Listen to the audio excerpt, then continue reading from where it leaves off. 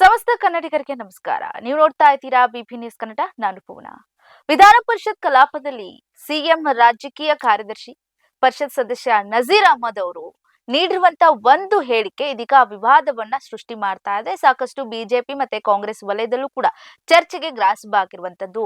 ಭಾಷೆ ಮೇಲೆ ಹಿಡಿತಾ ಇಲ್ಲ, ಯಾರಿಗೆ ಏನು ಮಾತನಾಡಬೇಕು ಅಂತ ಗೊತ್ತಿಲ್ಲ ಅನ್ನುವಂತ ನಿಟ್ಟಿನಲ್ಲಿ ಇದೀಗ ಚರ್ಚೆ ಆಗ್ತಾ ಇದೆ. ಹಾಗಾದ್ರೆ ಏನಿದು ಚರ್ಚೆ? ಅಷ್ಟಕ್ಕೂ ನಜೀರ್ ಅಹಮದ್ ಅವರು ಏನ್ ಹೇಳಿದ್ರು, ಇದೆಲ್ಲವನ್ನ ಚರ್ಚೆ ಮಾಡ್ತಾ ಹೋಗೋಣ. ಇದು ಈ ಹೊತ್ತಿನ ಕರೆಂಟ್ ಕಂಟೆಂಟ್. ನಮ್ಗೆಲ್ರಿಗೂ ಗೊತ್ತಿರೋ ಹಾಗೆ ಈಗಾಗಲೇ ವಿಧಾನ ಪರಿಷತ್ ನಲ್ಲಿ ಕಲಾಪ ನಡೀತಾ ಇರುವಂತದ್ದು, ಜೊತೆಗೆ ಎಲ್ಲರೂ ಕೂಡ ಅಲ್ಲಿ ಚರ್ಚೆಗೆ ಅವಕಾಶ ಇದೆ.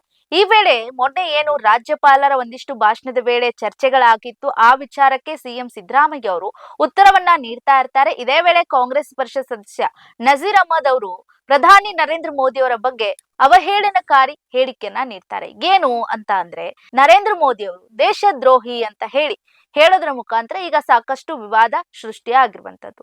ಹಾಗಾದ್ರೆ ನಜೀರ್ ಅಹಮದ್ ಅವರ ಮಾತಿಗೆ ಬಿಜೆಪಿಯವರು ಸುಮ್ಮನಿದ್ದು ಬಿಡ್ತಾರಾ? ಖಂಡಿತವಾಗ್ಲೂ ಇಲ್ಲ. ಯಾಕಂದ್ರೆ ಆಡಳಿತ ಪಕ್ಷದವರು ಯಾವುದೇ ರೀತಿಯಲ್ಲಿ ತಪ್ಪು ಮಾಡಿದಾಗ ಅದು ಅವರಿಗೆ ಆಹಾರ, ಹಾಗಾಗಿ ಅದಕ್ಕೆ ಕಾಯ್ಕೊಂಡು ಕೂತಿರ್ತಾರೆ. ಅದೇ ನಿಟ್ಟಿನಲ್ಲಿ ಇದನ್ನ ವಿರೋಧ ಮಾಡಿ, ಇಲ್ಲ ಅವರು ಸರಿಯಾಗಿ ಮಾತಾಡಿಲ್ಲ, ಇದ್ರ ಬಗ್ಗೆ ಕ್ಷಮೆ ಕೇಳಬೇಕು ಅಂತ ಹೇಳಿ ಬಿಜೆಪಿ ಸದಸ್ಯರು ಬಾವಿಗಿಳಿದು ಧರಣಿಯನ್ನ ಮಾಡೋದಕ್ಕೆ ಶುರು ಮಾಡ್ತಾರೆ. ಗದ್ದಲ ಶುರುವಾಗುತ್ತೆ, ಚರ್ಚೆಗಳು ನಡೆಯುತ್ತೆ. ಕಲಾಪದಲ್ಲಿ ಗದ್ದಲ, ಫೈಟು, ಕೂಗಾಟ, ಹಾರಾಟ ಎಲ್ಲವೂ ಶುರುವಾಗುತ್ತೆ. ನೋಡಿ, ಕಾಂಗ್ರೆಸ್ ವಿರುದ್ಧ ಧಿಕ್ಕಾರ ಕೂಗ್ತಾರೆ, ಆಕ್ರೋಶವನ್ನ ಹೊರಹಾಕ್ತಾರೆ. ನಜೀರ್ ಅಹಮದ್ ಅವರು ಕ್ಷಮೆ ಕೇಳಲೇಬೇಕು ಅಂತ ಹೇಳಿ ವಿಪಕ್ಷಗಳು ಪಟ್ಟನ್ನ ಹಿಡಿತಾರೆ, ಸದಸ್ಯರು ಕೂಡ ಪಟ್ಟನ್ನ ಹಿಡಿತಾರೆ. ಸದಸ್ಯರ ವಾಗ್ವಾದ ಕೈ ಮಿಲಾಯಿಸುವ ಹಂತಕ್ಕೆ ಹೋಗುತ್ತೆ. ಸದ್ಯ ಈ ಬಗ್ಗೆ ಎಷ್ಟು ಚರ್ಚೆಗಳಾಯ್ತು, ಸದನದಲ್ಲಿ ಏನ್ ನಡೀತು, ಒಂದ್ಸತಿ ನೋಡ್ಕೊಂಡು ಬರೋಣ. ನೀವು ಹೇಳಿದ್ದು ತಪ್ಪು, ಆದ್ರಿಂದ ಅಕ್ಷಮ್ಯ, ಆದ್ರಿಂದ ಕ್ಷಮೆ ಕೇಳಬೇಕು ಅಷ್ಟೇನೆ. ಎಲ್ಲೆಲ್ಲ ಮಾತಾಡೋಕೆ ಅವಕಾಶ ಇಲ್ಲ. ಪೀಠ ಏನ್ ಆದೇಶ ಕೊಟ್ಟಿದೆ ಅದನ್ನು ವಿಶ್ಲೇಷಣೆ ಬೇಕಾಗಿಲ್ಲ ನಮಗೆ. ನೀವೇ ಪೀಠದಲ್ಲಿ ಕುಳಿತುಕೊಂಡ್ಬಿಡಿ, ಇಲ್ಲಾಂದ್ರೆ ನಮ್ಮವರು ಈ ರೀತಿ ಕೆಟ್ಟ ಪದಗಳನ್ನ ಬಳಕೆ ಮಾಡ್ತಕ್ಕಂಥದ್ದು ಭಾರತೀಯ ನಾಲಿಗೆ ಅಲ್ಲ, ಭಾರತೀಯರು ಈ ರೀತಿ ಮಾಡಲ್ಲ ಅಂತ ಹೇಳಿದ್ದಾರೆ. ಯಾವುದು ಅಂದ್ರೆ ಡೈರೆಕ್ಟ್ ಇಂಡೈರೆಕ್ಟ್ಲಿ ಅವಾಗ ಇಂಡೈರೆಕ್ಟ್ ಡೈರೆಕ್ಟ್ ಇಲ್ಲಿ ಡೈರೆಕ್ಟ್ ಸಭಾಪತಿಗಳೇ ಇಂಡೈರೆಕ್ಟ್ ಅಲ್ಲ,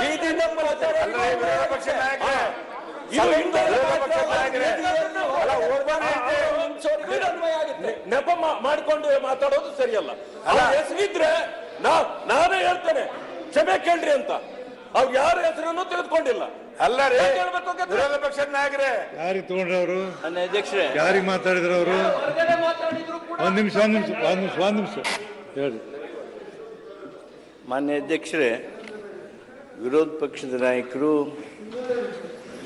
ಕೆಲವು ಮಾತುಗಳನ್ನು ಪ್ರಸ್ತಾಪ ಮಾಡಿದರು. ಈ ಘಟನೆ, ಈ ರೀತಿ ಶಬ್ದಗಳ ಬಳಕೆ ಇವೆಲ್ಲ ಸದನದಲ್ಲಿ ಎಲ್ಲರಿಗೂ ಅಸಮಾಧಾನ ತಂದಿವೆ. ಅದರಲ್ಲಿ ಎರಡು ಅಭಿಪ್ರಾಯ ಇಲ್ಲ. ತಾವು ಒಂದು ಪ್ರಶ್ನೆ ಕೇಳ್ತಾ ಇದ್ದೀರಿ, ಅದನ್ನು ಯಾರ ಸಲುವಾಗಿ ಅಂದರು, ಏನಂದರು, ಅದನ್ನು ಅಂದಿಲ್ಲ. ತಾವು ಯಾವುದೋ ಒಂದು ಓದಿದ್ರಿ. ನಾನು ಮಾನ್ಯ ಸಭಾನಾಯಕರಿಂದ ಪಡೆದುಕೊಂಡಂಥ ಕಾಗದದೊಳಗೆ ಮಾನ್ಯ CT ರವಿಯವರು, ಮಾನ್ಯ ಸಭಾಪತಿಯವರೇ, ನಿನ್ನೆಯ ಘಟನೆಗೆ ತಾವು ಪ್ರತ್ಯಕ್ಷದರ್ಶಿಯಾಗಿದ್ದೀರಿ. ಯಾವುದೇ ಭಾರತೀಯ ನಾಲಿಗೆ ಈ ದೇಶದ ಪ್ರಧಾನಮಂತ್ರಿ ಬಗ್ಗೆ ಈ ರೀತಿ ಮಾತನಾಡುವುದಿಲ್ಲ. ಆ ನಾಲಿಗೆ ಯಾವುದೋ ಪಾಕಿಸ್ತಾನದ್ದು ಇರಬೇಕು. ಈಗ ಭಾರತೀಯ ನಾಲಿಗೆ ಆದರೆ ಆ ರೀತಿಯೆಲ್ಲ ಮಾತನಾಡೋದಿಲ್ಲ. ಪಾಕಿಸ್ತಾನದ ನಾಲಿಗೆ ಮಾತ್ರ ದೇಶದ ಪ್ರಧಾನಮಂತ್ರಿಗಳ ಬಗ್ಗೆ ಆ ರೀತಿ ಮಾತನಾಡುವುದಕ್ಕೆ ಸಾಧ್ಯ.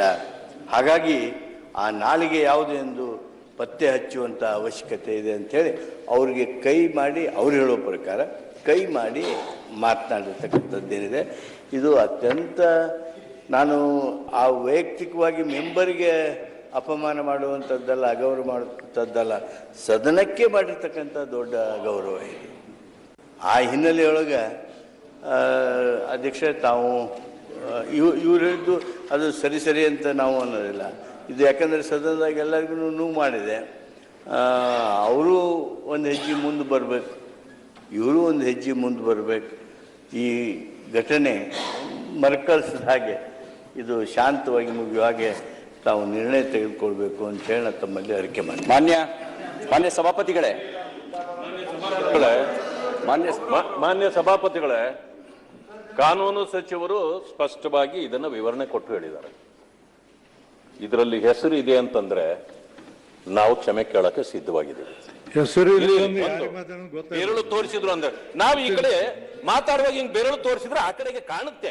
ಇವರನ್ನೇ ಹೆಸರು ಹೇಳಿದ್ರೆ ಅವರೇ particularly person, it is not A particular person ಅವ್ರು ಹೇಳಿದ್ದಾರೆ. ಆದ್ರೆ ಇಲ್ಲಿ ಏನ್ ಹೇಳಿದ್ರು, ಭಾರತೀಯ ನಾಲಿಗೆ ಕೆಟ್ಟ ಪದಗಳನ್ನ ಹೇಳೋದಿಲ್ಲ ಅನ್ನೋದು ಅವರ ಅರ್ಥ ಅಷ್ಟೇ. ಅದರಲ್ಲೂ ನಿಮಗೆ ಹೇಳಿದ್ದಾರೆ ಈ ನಾಲಿಗೆ ಯಾವುದು ಪತ್ತೆ ಹಚ್ಚಿ ಅಂತ ಹೇಳಿದ್ದಾರೆ. ನಿಮ್ ತಮ್ಮ ಪೀಠಕ್ಕೆ ಹೇಳಿದ್ದಾರೆ ಅವರು, ಅವ್ರಿಗೆ ಹೇಳಿಲ್ಲ. ಆ ನಾಲಿಗೆ ಯಾವುದು ಪತ್ತೆ ಹಚ್ಚಿ ಅಂತ ತಮಗೆ ಹೇಳಿದ್ದಾರೆ. ಮಾಡ್ತಾ ಇದ್ದೀರಾ? ಅದಾವಲಿಗೆ ಯಾವುದು ಪತ್ತೆ ಹಚ್ಚಿದ್ದಾವು. ಅಲ್ಲ, ಒಂದ್ ನಿಮಿಷ ಸರ್. ನಜೀರ್ ಸಾಹೇಬ್ ಯಾಕೆ ಹೋಗಿದ್ರಿ ಇದರಲ್ಲೇ? ಅಧ್ಯಕ್ಷರೇ, ಬಾಯ್ ಬಡ್ಕೊಂಡು ಪ್ರಧಾನಮಂತ್ರಿ ಮಾಡಿದ್ದಕ್ಕಾಗಿ ವಿಷಯ ತಮ್ಮ ಗಮನಕ್ಕೆ ತಂದ ನೋಡಿದ್ರಿ ಯಾವ ರೀತಿಯಾಗಿ ಕೈ ಮಿಲಾಯಿಸುವ ಹಂತಕ್ಕೆ ಹೋಯ್ತು, ಯಾವ ರೀತಿಯಾಗಿ ವಾಗ್ವಾದವನ್ನ ಮಾಡಿದ್ರು ಬಿಜೆಪಿ ಸದಸ್ಯರು ಕಾಂಗ್ರೆಸ್ನ ಮೇಲೆ ಹರಿಯಾಯ್ದ್ರು ಅನ್ನುವಂಥದ್ದು. ಇದು ಇವತ್ತಿನ ನಡೆದಂತ ಕಲಾಪದಲ್ಲಿರುವಂತಹ ದೃಶ್ಯ. ಇದೆಲ್ಲ ಆದ್ಮೇಲೆ ಸಭಾಪತಿಯವರು ಕಲಾಪವನ್ನ ಮುಂದೂಡೋದಕ್ಕೆ ನಾಳೆ ಏನು 11 ಗಂಟೆಗೆ ಮುಂದೂಡುತ್ತೆ ಅಂತ ಹೇಳ್ಬಿಟ್ಟು ಪಟ್ಟನ್ನ ಹಿಡಿತಾರೆ. ಆದ್ರೆ ಬಿಜೆಪಿ ಸದಸ್ಯರು ಇದನ್ನ ಒಪ್ಪೋದೇ ಇಲ್ಲ. ಯಾಕೆ ಮುಂದೂಡ್ತೀರಾ ನೀವು, ಧರಣಿಯನ್ನ ಮಾಡ್ತೀವಿ ನಾವು, ಧರಣಿಯನ್ನ ಮುಂದುವರಿಸ್ತೀವಿ ನಾವು ಅಂತ ಹೇಳಿ ಕೂತ್ಕೋಬಿಡ್ತಾರೆ. ಇನ್ನು ವಿಪಕ್ಷ ಶಾಸಕರ ಮಾತಿಗೆ ಸಿದ್ದರಾಮಯ್ಯ ಅವರು ಸೈಲೆಂಟ್ ಆಗಿರ್ಬೇಕು, ಎಲ್ರು ಸುಮ್ನಿರಿ ಅಂತ ಹೇಳಿ ಖಡಕ್ ಉತ್ತರವನ್ನ ಕೊಡ್ತಾರೆ. ಹಾಗಾದ್ರೆ ನಜೀರ್ ಅಹ್ಮದ್ ಅವರು ಹೇಳಿದ್ದೇನು, ಈ ಬಗ್ಗೆ ಎಲ್ಲಾ ಕಡೆ ಚರ್ಚೆಗಳು ಆಗ್ತಾ ಇರೋದೇನು, ಇದ್ರ ಬಗ್ಗೆ ಬಿಜೆಪಿ ವಕ್ತಾರರು BV ಗಣೇಶ್ ಅವರು ನಮ್ಮ ಸಂಪರ್ಕದಲ್ಲಿದ್ದಾರೆ. ಏನ್ ಮಾತನಾಡ್ತಾರೆ ನೋಡೋಣ. ಸರ್, ಈಗ ನಾವು ನೋಡ್ತಾ ಇದ್ವಿ ಸದನದಲ್ಲಿ ಏನೆಲ್ಲ ಗಲಾಟೆಗಳಾಯ್ತು. ಅದರಲ್ಲೂ ಜೊತೆಗೆ ಈಗ ಚರ್ಚೆಗೆ ಇರುವಂತ ವಿಚಾರ, ಮೋದಿ ಅವರಿಗೆ ಏನು ನಜೀರ್ ಅಹ್ಮದ್ ಅವರು ಒಂದು ಹೇಳಿಕೆಯನ್ನ ನೀಡ್ತಾರೆ. ಆ ಹೇಳಿಕೆ ಬಗ್ಗೆ ಏನ್ ಹೇಳ್ತೀರಾ ಸರ್? ಕಾಂಗ್ರೆಸ್ ಪಕ್ಷದವ್ರ ನಾಯಕರು ನೋಡಿದ್ರೆ ಒಂದ್ ರೀತಿ ಅಸಹ್ಯನೂ ಆಗತ್ತೆ, ಒಂದ್ ರೀತಿ ಇವ್ರ ಅಜ್ಞಾನಿಗಳ ಅನ್ನೋ ಒಂದು ಬರ್ಕನು ಬರುತ್ತೆ. ಇವರು ನೋಡಿದ್ರೆ ಇವರು ಆಳ್ ನೋಡಿದ್ರೆ ಸಾಕಾರ, ಇವ್ರ ಬಾಯಿ ಮತ್ತೆ ಬಂಡವಾಳ ನೋಡಿದ್ರೆ ಬಡ್ಕೊಂಡ್ ಸಾಯ್ಬೇಕು ಅನ್ನೋ ನೀತಿ ಇದೆ ಕನ್ನಡದ ಗಾದೆ ಅಂತ. ಯಾಕಂದ್ರೆ ಇವರೆಲ್ಲ ದೊಡ್ಡ ವ್ಯಕ್ತಿಗಳು, ಇವರೆಲ್ಲ ಬಿಸ್ನೆಸ್ ಮ್ಯಾನ್ಗಳು, ವಿಧಾನ ಪರಿಷತ್ ಸದಸ್ಯರಿಗೆ, ಜನನಾಯಕರಿಗೆ. ಒಬ್ಬ ಜನನಾಯಕನಿಗೆ ರಾಷ್ಟ್ರದ ಅವ್ರಿಗೇನ ದ್ವೇಷ ಇದ್ರೂ ಕೂಡ ದೇಶದ್ರೋಹಿ ಅನ್ನೋ ಪದನ ಉಪಯೋಗಿಸ್ತೀನಿ ಅನ್ನೋದಕ್ಕೆ ಯಾಕೆ ಮನಸ್ಥಿತಿ ಬರುತ್ತೆ? ದೇಶದ್ರೋಹಿಗಳ್ಯಾರು? ದೇಶದ್ರೋಹಿಗಳು ಯಾವ ರಾಷ್ಟ್ರ ಅದನ್ನು ಅರ್ಥ ಮಾಡ್ಕೊಳ್ಳದಿರತಕ್ಕಂತ ಅಜ್ಞಾನಿಗಳು ಅದು ನೇರಮನೆಯಲ್ಲಿ ಇದ್ದಾರಲ್ಲ ಅಂತ ನೋವಾಗ್ಬಿಡುತ್ತೆ. ಮಾತಾಡ್ಬೇಕು ಅಂದ್ರೆ ನಮಗೂ ಅಸಹ್ಯ ಆಗತ್ತೆ. ಇದು ಪಕ್ಷ ಇರ್ಲಿ, ಅದು ಎರಡೇ ಇರ್ಲಿ, ಅಜ್ಞಾನ ಈ ಮಟ್ಟಕ್ಕಿದೆಯಲ್ಲ ಅಂತ. ಎರಡನೇದಾಗಿ ದೇಶದ್ರೋಹಿ ಅಂತ ಹೇಳತಕ್ಕಂತ ಪದ, ಆಮೇಲೆ ಹಿಂದೆ ಒಂದು 15-20 ದಿವಸದಿಂದ ಮತ್ತೊಬ್ಬ ಸಚಿವ ಹೇಳಿ ಅನ್ನತಕ್ಕಂತ ಪದನ ಉಪಯೋಗಿಸಿದ್ದ. ನೀವು ಹೇಳಿದಿರೋ ಏನೋ ಗೊತ್ತಿಲ್ಲ, ಹೇಳಿ ಅನ್ನೋ ಪದ. ಈ ಕಾಂಗ್ರೆಸ್ ನಲ್ಲಿ ಹತಾಶ ಮನೋಭಾವ ಜಾಸ್ತಿ ಆಗಿದೆ. ಈಗ ನಮ್ಮದೊಂದು ಗಾದೆನೂ ಇದೆ, ಹಿರಿಯಕ್ಕನ ಚಾಲು ಮನೆ ಮಕ್ಕಳಿಗೆಲ್ಲ ಅಂತ. ಅಂದ್ರೆ ನೋಡಿ, ಅಲ್ಲಿ ದೇಶದ ದೊಡ್ಡ ನಾಯಕನಿಗೆ ನಿಯತ್ತೂ ಇಲ್ಲ, ನೀತಿನೂ ಇಲ್ಲ. ಇಲ್ಲಿ ರಾಜ್ಯಕ್ಕೆ ಬಂದ್ರೆ ಇಲ್ಲಿರತಕ್ಕಂತ ದೊಡ್ಡ ವ್ಯಕ್ತಿ ಯಾರು, ಮುಖ್ಯಮಂತ್ರಿಗಳು. ಆ ಮುಖ್ಯಮಂತ್ರಿಗಳಿಗೆ ನೀತಿ ಇದೆಯೋ ಅಥವಾ ಒಂದು ಬದ್ಧತೆ ಇದೆಯೋ ಅಥವಾ ಒಂದು ನಿಯಮ ಇದೆಯೋ ಅದನ್ನು ಮಾತಾಡದೆ ಕಾಲ್ ಕೆರ್ಕೊಂಡು ಜಗಳಕ್ಕೆ ಬಿಟ್ಟು ಬಾಯಿ ಬಂದಂಗ್ ಮಾತಾಡ್ತಾರೆ. ಇವರೆಲ್ಲ ನಮ್ಮ ಮುಖ್ಯಮಂತ್ರಿಗಳು. ಇನ್ನ ಅವರೇ ಹಂಗಾದ್ರೆ ಇನ್ನ ಅವರ ಪಟಾಲಮ್ಮಿ ಹೆಂಗ್ ಮಾತಾಡ್ಬೋದು ಹೇಳಿ? ಇನ್ನೊಂದು ನಮ್ಮಲ್ಲಿ ಶಿಕ್ಷಣದಲ್ಲಿ ಒಂದು ಗಾದೆನೂ ಇದೆ, ಮೇಷ್ಟು ನಿಂತ್ಕೊಂಡು ಒಂದಾ ಮಾಡಿದ್ರೆ ಹುಡುಗರು ಓಡಾಡ್ಕೊಂಡು ಒಂದಾ ಮಾಡಿದ್ರು ಅಂತ ಹೇಳ್ತಾರೆ. ಹಂಗೆ ನಾಯಕ ನ್ಯಾಯವಾಗಿದ್ರೆ ಅವರ ನಾಯಕರ ಹಿಂಬಾಲಕರು ಕೂಡ ನ್ಯಾಯವಾಗಿರ್ತಿದ್ರು. ಇದು ನಾನು ಬಹಳ ಖಂಡಿಸ್ತೀನಿ. ಇದು ಅವ್ರ ಆತ್ಮಾವಲೋಕನ ಮಾಡ್ಕೊಳ್ಬೇಕು, ಆತ್ಮವಿಮರ್ಶೆ ಮಾಡ್ಕೊಳ್ಬೇಕು. ಇವರೆಲ್ಲ ಇರ್ತಾರೆ ಹೋಗ್ತಾರೆ 5 ವರ್ಷ, ಆದ್ರೆ ಇವರು ಆಡಿದಂತ ಮಾತುಗಳು ಸದಾ ಒಂದು ಇವರಲ್ಲಿರುತ್ತೆ. ಇಂತ ಅಯೋಗ್ಯರಿದ್ರಪ್ಪ ಅನ್ನತಕ್ಕಂತ ಒಂದು ನೀತಿಗಾಗ್ಲಿ ಅಥವಾ ಒಂದು ಅನಾವಳಿಗಾಗಿ ಇವರು ಆಗಬಾರ್ದು. ಸಾಧ್ಯವಾದಷ್ಟು ತಿದ್ದುಕೊಳ್ಳಿ. ಹಿಂದೆ ಒಂದೇ ಒಂದು ಉದಾಹರಣೆ, ನಮ್ಮ ನಾಯಕರು ವಾಜಪೇಯಿ ಆಗಿದ್ರು, ವಿರೋಧ ಪಕ್ಷ ನಾಯಕರು ರಾಷ್ಟ್ರದಲ್ಲಿ ಬಾಂಗ್ಲಾದೇಶದ ವಿಮೋಚನೆ ವಿಚಾರದಲ್ಲಿ ಬಂದಂತ ಸಂದರ್ಭದಲ್ಲಿ ಹ್ಮ್ ಹ್ಮ್ ದುರ್ಗಿ ಅಂತ ಹೋಗ್ಲಿದ್ರಿ ರಾಷ್ಟ್ರದ ನಾಯಕಿನ ಹೌದು ವೈಯಕ್ತಿಕವಾಗಿ ಏನಾದ್ರೂ ಇರಲಿ ಅವ್ರು ತಗೊಂಡಂತ ದಿಟ್ಟ ನಿರ್ಧಾರಗಳು ತೀರ್ಮಾನಗಳು ರಾಷ್ಟ್ರದ ಹಿತದೃಷ್ಟಿಯಲ್ಲಿ ಸಾಮಾಜಿಕವಾಗಿ ಹ್ಮ್ ಇದ್ದಾಗ ವಾಜಪೇಯಿಯವರು ದುರ್ಗಿ ಅಂತ ಹೋಗ್ಲಿದ್ರಿ ನಮಗೆ ಭಿನ್ನಾಭಿಪ್ರಾಯಗಳು ಇರ್ಬೋದು. ಹಾ ಆದ್ರೆ ಭಿನ್ನಾಭಿಪ್ರಾಯಗಳನ್ನ ಹೊರತು ಅವರ ನೀತಿಯನ್ನ ತಗೊಳ್ಳತ ದಿಟ್ಟ ನಿರ್ಧಾರಗಳನ್ನ ತಗೊಳತಕ್ಕಂತ ಒಂದು ದೊಡ್ಡ ಕೂಡ ನೈತಿಕತೆ ನೀಯತ್ತು ಅಟ್ಲೀಸ್ಟ್ ಕನಿಷ್ಠ ಜ್ಞಾನ ಇಲ್ಲದೆ ಇರತಕ್ಕಂತ ಈ ಕಾಂಗ್ರೆಸ್ನವ್ರನ್ನ ಏನೇ ಹೇಳಿದ್ರು ಏನೇ ಹೇಳಿದ್ರು ಮಾತಾಡ್ಬೇಕು ಅಂದ್ರೂ ಅಸಹ್ಯ ಆಗತ್ತೆ. ಇವರೆಲ್ಲ ಸಣ್ಣ ವ್ಯಕ್ತಿಗಳಲ್ಲ, ಈ ನೇರ ಮನೆ ಸದಸ್ಯರು ಆ ಮನೆ ಸದಸ್ಯರಿಗೂ ನಿಜವಾಗ್ಲೂ ನಾಚಿಕೆ ಆಗುತ್ತೆ. ಖಂಡಿತವಾಗ್ಲು ಮುಂದಿನ ದಿನಗಳಲ್ಲಿ ಇವರು ಇರ್ತಾರೆ ಹೋಗ್ಬಿಡ್ತಾರ. ತಿರ್ಗಿ ಅವರೆಲ್ಲ ದೊಡ್ಡ ದೊಡ್ಡ ವ್ಯವಹಾರಸ್ಥರ್ರಿ. ಅವರ ವ್ಯವಹಾರಕ್ಕೆ ಅವರ ವ್ಯಕ್ತಿತ್ವಕ್ಕೆ ಒಂದು ದೊಡ್ಡ ಗುಣ ಬರಬೇಕು, ದೊಡ್ಡ ಬೆಲೆ ಬರಬೇಕು. ನಾವು ಇವ್ರನ್ನ ಮಾದರಿಯಾಗಿ ಪಾಲಿಸುವ ರೀತಿಯಲ್ಲಿ ಇರ್ಬೇಕು. ಇವ್ರಿಂತ ಅಯೋಗ್ಯರು ಇಂತ ಅಜ್ಞಾನಿಗಳನ್ನ ನಾವು ಮೇಲ್ಮನೆಯಲ್ಲಿ ಇಟ್ಕೊಂಡಿದ್ದೀವಿ ಅಂತಂದ್ರೆ ನಿಜವಾಗ್ಲೂ ಮೂರಕ್ಕೂ ಆಗತ್ತೆ.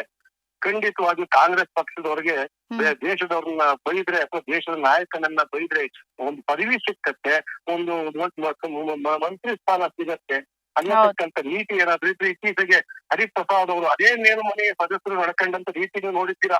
ನಾನ್ ಕೈ ತೋರಿಸ್ದೆ ಕಾಲ್ ತೋರಿಸ್ಲಾ ಅಂತ ಹೇಳುವಂತ ಪದಗಳು ಮಕ್ಕಳಿಗೆ ಅರ್ಥ ಆಗಲ್ಲ ಅನ್ಕೊಂಡಿದ್ರೆ, ಜನರಿಗೆ ಅರ್ಥ ಆಗಲ್ಲ ಅನ್ಕೊಂಡಿದ್ರೆ ಅಥವಾ ಇವರೇ ಭಾಷಾ ಪಂಡಿತರ ಅಥವಾ ಇವರೇ ಪರಿಣಿತರ ಯಾರು ಇಲ್ಲ. ನಾವ್ ಮಾತಾಡಿದ ಮಾತು ಎಲ್ಲರೂ ಕೇಳ್ಬೇಕು ಅಂತಿದ್ದೀರಾ?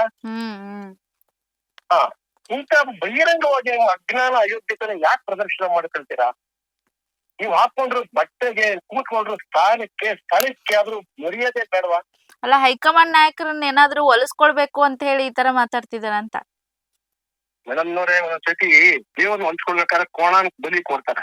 ಆದ್ರೆ ಇವ್ರು ಪದವಿ ಸ್ಥಾನ ಕೊಡೋಕೆ ಇವ್ರ ಬಾಯಿ ಚಪ್ಪಲಿಕ್ಕೆ ಇವ್ರ ಮಾತಿನಲ್ಲಿ ಇರತಕ್ಕಂತ ಅಜ್ಞಾನವನ್ನು ಏನಾದ್ರು ಪ್ರದರ್ಶನ ಮಾಡ್ತಾ ಇದಾರೆ. ಅವ್ರ ಹೈಕಮಾಂಡ್ ಏನಾದ್ರು ಹೇಳ್ಬೇಕು ಅಥವಾ ಇಲ್ಲಿರತಕ್ಕಂತ ಕಾಂಗ್ರೆಸ್ ಪಕ್ಷದ ಅಧ್ಯಕ್ಷರಾದ್ರೂ ಹೇಳ್ಬೇಕು, ಇಲ್ಲ ಅಥವಾ ಇವ್ರಿಗೆಲ್ಲರೂ ಶಾಸಕಾಂಗದ ಪಕ್ಷದ ನಾಯಕರು ಎಣಿಸ್ಕೊಂಡಿರ್ತಕ್ಕಂಥ ನಾಯಕರಾದ್ರೂ ಹೇಳ್ಬೇಕು.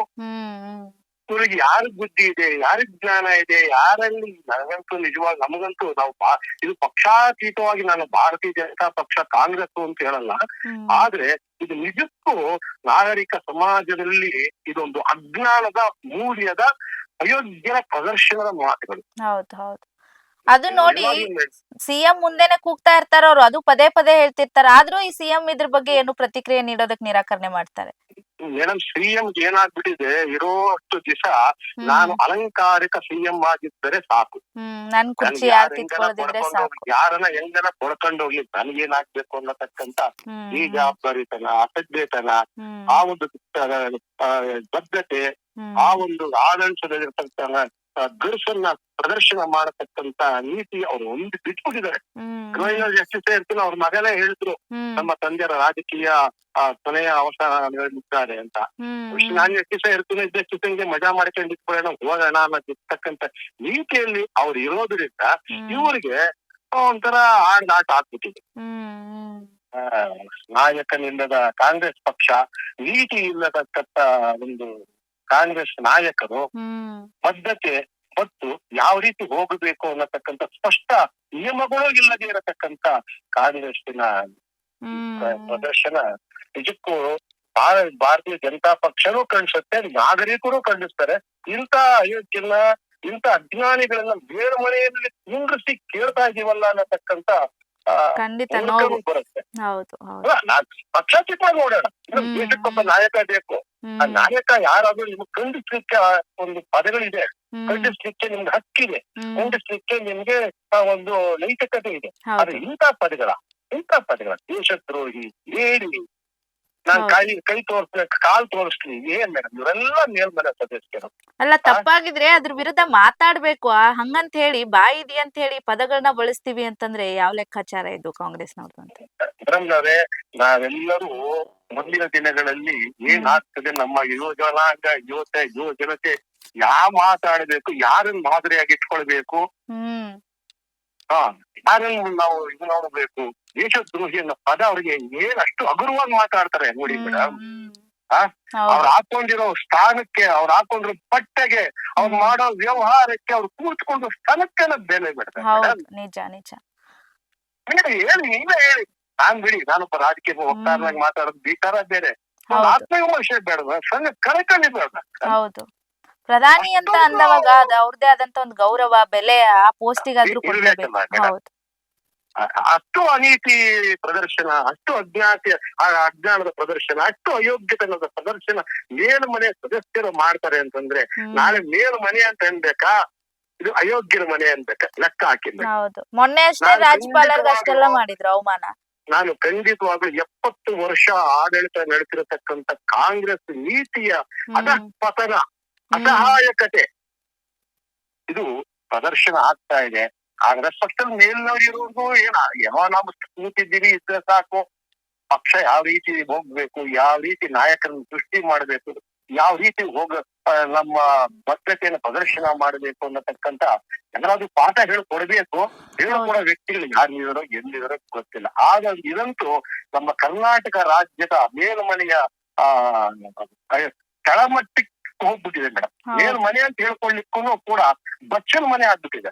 ರಾಜಕೀಯ ಸಂಸ್ಕೃತಿ ಏನಿದೆ ಅನ್ನೋದೇ ಈಗ ಗೊತ್ತಾಗ್ತಾ ಇಲ್ಲ, ಹಂಗಾಗಿದೆ ನೋಡುಗರಿಗೆ.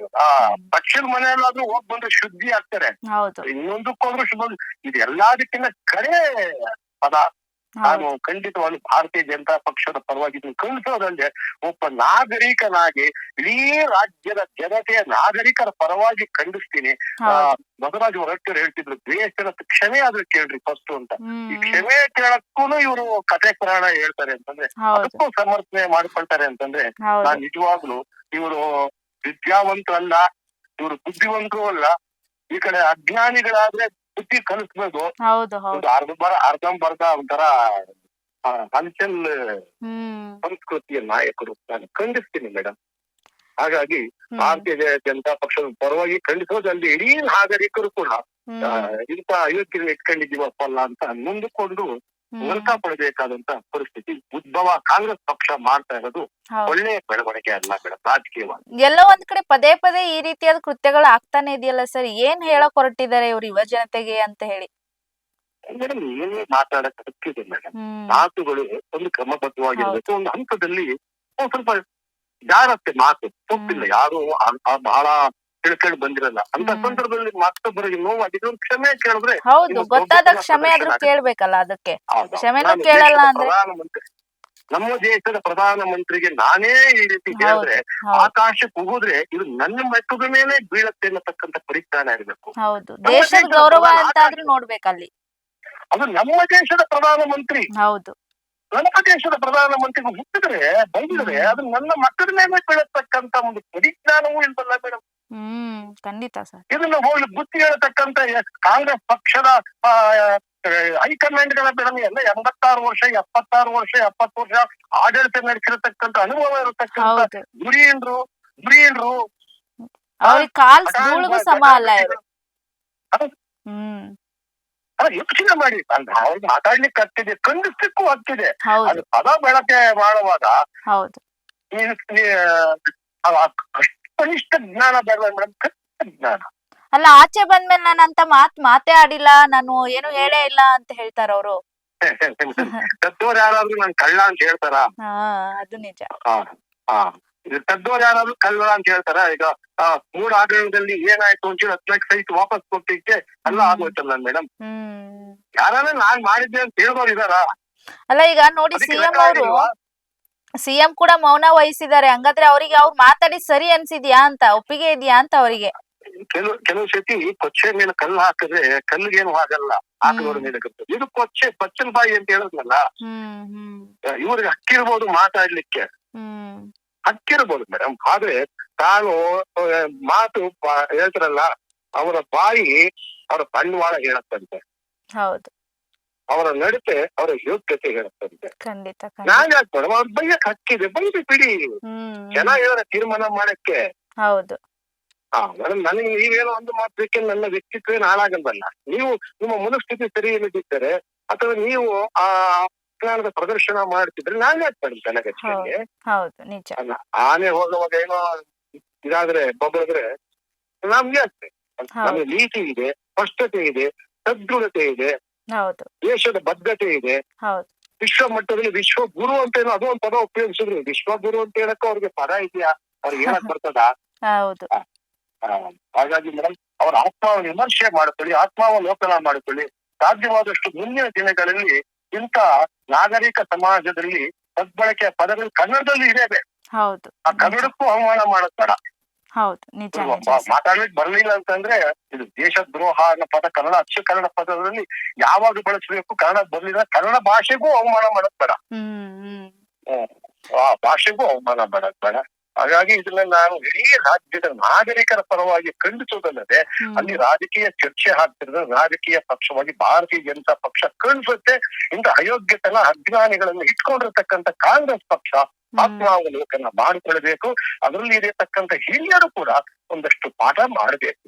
ಓಕೆ ನಮ್ಮ ಸಂಸ್ಕೃತಿ ಅಲ್ಲಪ್ಪ, ನಮ್ಮ ಸಂಸ್ಕಾರ ಅಲ್ಲ, ಹೌದು ಇದು ನಮ್ಮ ದೇಶದ ರಾಜಕೀಯ ಚಿಂತನೆಯ ಚಾವಡಿ. ಇಲ್ಲೆಲ್ಲ ಹಿಂಗ್ ಮಾತಾಡಿದ್ರೆ ನಮ್ ಜನ ಏನಂತಾರೆ, ನಮ್ಮನ್ನ ಏನಂತ ಕರ್ತಾರೆ, ನಾವ್ ಆಚೆಗೆ ಹೋಗಿದ್ರೆ ನಮ್ಮನ್ನ ಯಾವ ರೀತಿ ನೋಡ್ತಾರೆ. ಹೌದು ಇವರೇ ಹೇಳ್ತಿದ್ರು ಇವತ್ತು ರಾಜಕಾರಣಿಗಳಂದ್ರೆ ಕಳ್ಳರು ಅಂತ ಹೇಳ್ತಾರೆ, ಆಚೆ ಹೋಗಿ ಆಚೆ ಆಗ್ತದೆ ಅಂತ ಹೇಳ್ತಿದ್ರು ಅಲ್ವಾ? ಹೌದು ಹೌದು ಹೌದು. ಈಗಿಂತ ಪದಗಳು ಬಳಸೋದ್ರಿಂದ ಇವ್ರು ಏನನ್ಬೇಕು ಅಂತ ಅವರೇ ತೀರ್ಮಾನ ಮಾಡಿದ್ದಾರೆ. ಅವ್ರಿಗೇನಂದ್ರೆ ನಮ್ ಸರ್ಕಾರ ಇದೆ ಬಿಡು, ನೋಡ್ಕೊಳ್ಳೋಣ, ಇದು ಎಲ್ಲ ನಮ್ ಕೈಯಲ್ಲೇ ಇದೆಯಲ್ಲ ಅನ್ನುವಂಥದ್ದು ಒಂದು ದಿಮಾಕು ದರ್ಪ ಕಾಂಗ್ರೆಸ್ನವ್ರಿಗೆ. ಏನೇ ಹೊಡಿ ಮೇಡಮ್, ಏನೇ ಇದ್ದರೂ ಕೂಡ ಒಂದಷ್ಟು ನೀತಿ ಅಂತ ಎಲ್ಲರಿಗೂ ಇರತ್ತೆ. ಹೌದು ಅವ್ರದೇ ಪಕ್ಷ ಇರ್ಬೋದು, ಅವ್ರದೇ ಆಡಳಿತ ಇರ್ಬೋದು, ಅವ್ರ ಆಡಳಿತ ಪಕ್ಷದಲ್ಲಿ ಇದ್ರೂ ಕೂಡ ಅವ್ರ ಪದ ಅವರು ನಾವು ಗೌರವಿಸ್ತೀವಿ, ಗಮನಿಸ್ತೀವಿ. ಹಾಗಾಗಿ ಇಂಥ ಪದಗಳ ಬಳಕೆ ನಾನು ಸಹಿಸಲ್ಲ. ಇಂದಿರಾ ಗಾಂಧಿ ಅವರಿಗೆ ವಾಜಪೇಯಿ ಅವರು ನೃತ್ಯ ಅಂತ ಇರಲಿಲ್ಲ ಮೇಡಮ್. ಇಂಥ ಮೇಲ್ಪಂಕ್ತಿ ಹಾಕೊಟ್ಟ ನಾಯಕನ ಪಕ್ಷ ನಮ್ಮದು. ಹೌದು ಹಾಗಾಗಿ ಕಾಂಗ್ರೆಸ್ ಪಕ್ಷದವರು ಆತ್ಮಾವಲೋಕನ ಮಾಡ್ಕೊಳ್ಳಿ ಅಂತ ನಾನು ಆಶಿಸ್ತೀನಿ, ಇದನ್ನ ಕಟ್ಟಿಸ್ತೀನಿ. ಥ್ಯಾಂಕ್ ಯು ಸರ್ ತಮ್ಮೆಲ್ಲ ಮಾಹಿತಿಗಾಗಿ ಇಷ್ಟೊತ್ತೊಂದ್ ಜೊತೆಗೆ ಮಾತಾಡ್ತೀನಿ. ನೋಡಿ, ಕೇವಲ ಒಂದು ಮಾತು ಎಷ್ಟು ಚರ್ಚೆನ ಹುಟ್ಟಾಕತ್ತೆ. ಆದ್ರೆ ಆ ಪದ ಬಳಕೆ ಏನಿದೆ, ನಾವು ಯಾರಿಗ್ ಮಾಡ್ತಾ ಇದೀವಿ, ಯಾಕೆ ಮಾಡ್ತಾ ಇದೀವಿ, ಅದನ್ನ ನಾವು ಸ್ವಲ್ಪ ಆಲೋಚನೆ ಮಾಡ್ಬೇಕು. ಒಂದು ಮಾತಿನಿಂದ ಸಭಾಪತಿ ಬಸವರಾಜ ಹೊರಟ್ಟಿ ಅವ್ರು ಹೇಳ್ತಾರೆ ಕಲಾಪವನ್ನ ಮುಂದೂಡಬೇಕು ಅನ್ನೋ ರೀತಿಯಲ್ಲಿ ಮಾತನಾಡ್ತಾರೆ ಅಂದ್ರೆ ಎಷ್ಟು ಗಂಭೀರವಾಗಿರುತ್ತೆ. ಆ ಸದನದಲ್ಲಿ ನಿಲ್ಲುವಷ್ಟು ಎಷ್ಟು ಒಂದು ಅವಹೇಳನಕಾರಿ ಹೇಳಿಕೆ ಇದು. ನಾನು ಯಾರಿಗ್ ಮಾತನಾಡ್ತಾ ಇದ್ದೀನಿ ಮೊದಲು ಅದನ್ನ ತಿಳ್ಕೊಬೇಕು. ಪ್ರಧಾನಿ ದೇಶದ ಪ್ರತಿನಿಧಿ ಅಂತ ಹೇಳ್ತೀವಿ ನಾವು. ದೇಶದ ಪ್ರತಿನಿಧಿ, ದೇಶದ ಗೌರವ, ದೇಶದ ಒಂದು ಸಂವಿಧಾನದಲ್ಲಿ ಇರುವಂತಹ ಒಂದು ಗೌರವ ಹುದ್ದೆ ಪ್ರಧಾನಿಯವರದು.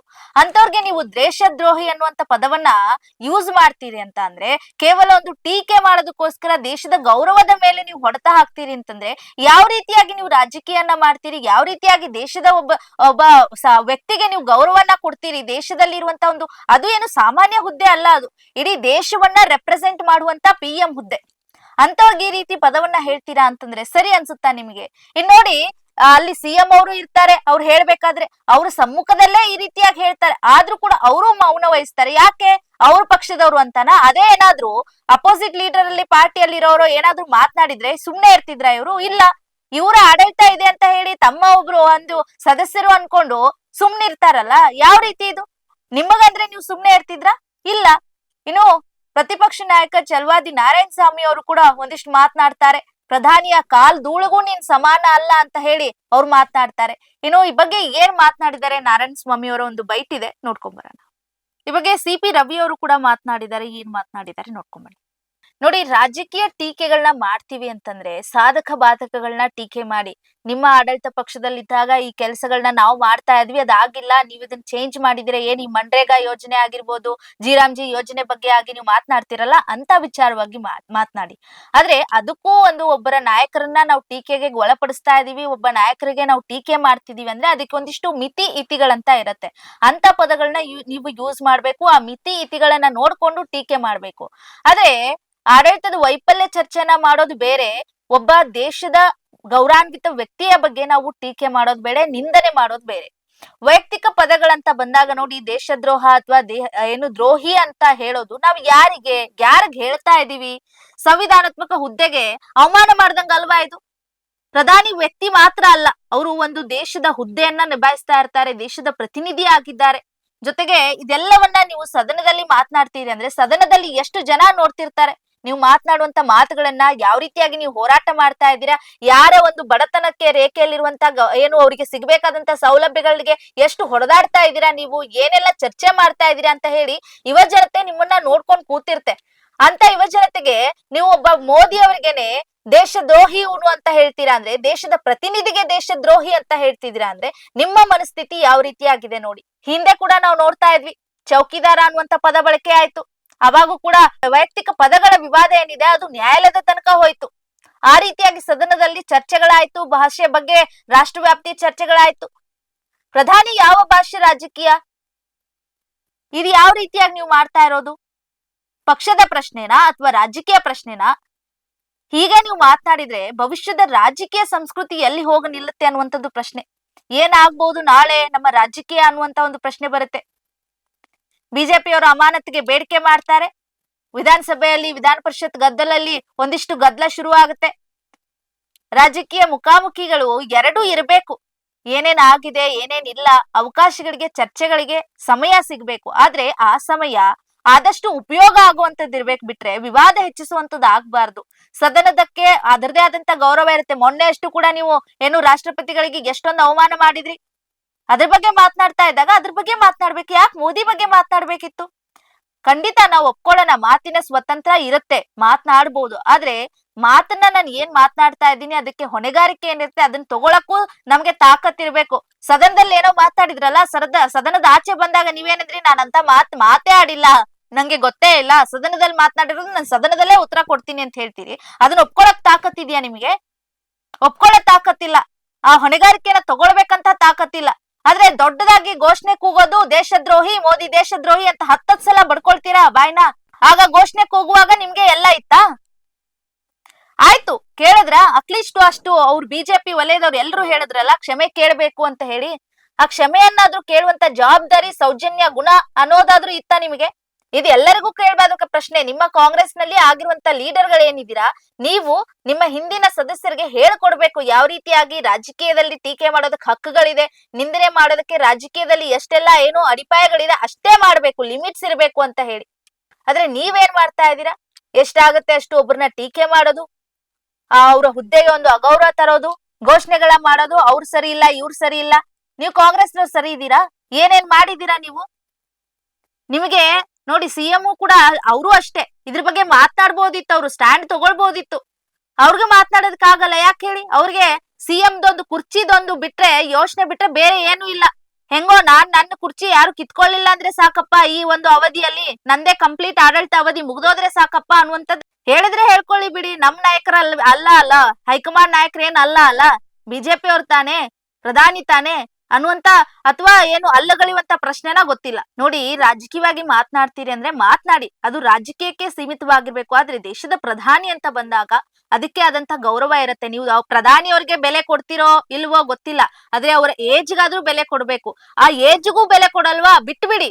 ದೇಶದ ಒಂದು ಗೌರವ ಹುದ್ದೆ ಪ್ರಧಾನಿ ಅವ್ರದ್ದು, ಅದಕ್ಕಾದ್ರೂ ಬೆಲೆ ಕೊಡ್ಬೇಕು. ಆದ್ರೆ ನಜೀರ್ ಅಹಮದ್ ಅವರೇ, ನೀವು ಸದನದಲ್ಲಿ ಏನ್ ಮಾತನಾಡಿದ್ರೆ ಅದಕ್ಕೆ ಕ್ಷಮೆ ಕೇಳಬೇಕು. ಇಲ್ಲ ಆದ್ರೆ ಮುಂದಿನ ನಾಳೆ ಕೂಡ ಗದ್ದಲ, ಇದೇ ವಿಚಾರವಾಗಿ ಗದ್ದಲ ಆಗೋದಂತೂ ಸಾಧ್ಯತೆ ಇದ್ದೇ ಇದೆ. ಈಗೇನೋ ಪರಿಷತ್ತನ್ನ ನೀವು ಮುಂದೂಡಿದೀರಾ, ಆದ್ರೆ ನಾಳೆ ಅಂತೂ ತಪ್ಪಿಸ್ಕೊಳ್ಳೋದಕ್ಕೆ ಆಗೋದಿಲ್ವಾ? ಇದ್ರ ಬಗ್ಗೆ ನೀವು ಮಾತನಾಡ್ಲೇಬೇಕಾ? ಯಾರ್ಯಾರು ಸೈಲೆಂಟ್ ಇದೀರಾ, ನಾಳೆ ಇದಕ್ಕೂ ಉತ್ತರವನ್ನ ಕೊಡ್ಲೇಬೇಕು ನೀವು. ಸಿದ್ದರಾಮಯ್ಯ ಅವರು ಕೊಡ್ಬೇಕು, ಇಲ್ಲ ನಜೀರ್ ಅಹಮದ್ ಅವರು ಇದಕ್ಕೆ ಉತ್ತರ ಕೊಡ್ಬೇಕು. ಮಾತನಾಡೋ ಧೈರ್ಯ ಇಲ್ಲ ನಿಮ್ಗೆ? ಆಚೆ ಬಂದು ಏನ್ ಮಾತನಾಡಿದಿರ ಕೇಳೋಕೆ ನಿಮ್ಗೆ ಏನಂತಾರೆ, ದಮ್ ಇಲ್ಲ ನಿಮ್ಗೆ. ಅಲ್ಲಿ ಮಾತ್ರ ಸದನದಲ್ಲಿ ಮಾತ್ರ ಕೇಳೋದಕ್ಕೆಲ್ಲ ಬರುತ್ತೆ ನಿಮ್ಗೆ. ಆಚೆ ಅದ್ರ ಬಗ್ಗೆ ಕೂತ್ಕೊಂಡು ಮಾತಾಡಕ್ಕಾಗಲ್ಲ. ಏನ್ ಆಗ್ತಾ ಇದೆ ಆಡಳಿತದಲ್ಲಿ, ನೀವು ಯಾವ ರೀತಿಯಾಗಿ ಇಲಾಖೆಯನ್ನ ಯೂಸ್ ಮಾಡ್ಕೊಳ್ತಾ ಇದ್ರೆ, ಎಷ್ಟು ಭ್ರಷ್ಟಾಚಾರ ಮಾಡ್ತಾ ಇದೀರಾ, ಅದ್ ಯಾರಿಗೂ ಕಾಣೋದಿಲ್ಲ ಅಂತ ಅನ್ಕೊಂಡ್ಬಿಟ್ಟಿದೀರಾ ನೀವು. ನೋಡ್ತಾ ಇರ್ತಾರೆ, ಎಲ್ರು ನೋಡ್ತಾ ಇರ್ತಾರೆ. ಪ್ರಧಾನಿಯನ್ನ ದೇಶದ್ರೋಹಿ ಅನ್ನೋ ರೀತಿ ಇದೆಯಲ್ಲ, ಅದು ಖಂಡಿತವಾಗ್ಲೂ ಕೂಡ ಕ್ಷಮಿಸುವಂತದ್ದಲ್ಲ ಯಾರಿಗೂ ಕೂಡ. 10 ಬಾರಿ ಹೇಳ್ತೀರಾ ನೀವು ಕ್ಷಮೆ ಕೇಳಿ ಅಂತ ಅಂದ್ರೂ ಕೂಡ ನಿಮ್ಗೆ ಆ ಮಾತು ಮಾತ್ರ ಕಿವಿ ಕೇಳೋದಿಲ್ಲ. ನೀವ್ ಅನ್ನೋದು ಮಾತ್ರ ಎಲ್ರಿಗೂ ಕೇಳಿಸ್ಬೇಕು, ಆದ್ರೆ ನಿಮಗ್ ಹೇಳೋದ್ ಮಾತ್ರ ನಿಮಗ್ ಕಿವಿ ಕೇಳೋದಿಲ್ಲ. ಸದ್ಯ ವಿಚಾರವಾಗಿ ಬಿಜೆಪಿ ಅವರು ಅವ್ರನ್ನ ಅಮಾನತುಗೊಳಿಸ್ಬೇಕು ಅಂತ ಹೇಳಲಾಗ್ತಾ ಇದೆ. ಗೊತ್ತಿಲ್ಲ ಅಮಾನತ್ ಪಡಿಸ್ತಾರ ಅಥವಾ ನಾಳೆ ಬಂದು ಬೇರೆ ದಾರಿ ಇಲ್ಲ ಅಂತ ಹೇಳ್ಬಿಟ್ಟು ಸುಮ್ನೆ ಇರ್ತಾರೋ ಗೊತ್ತಿಲ್ಲ.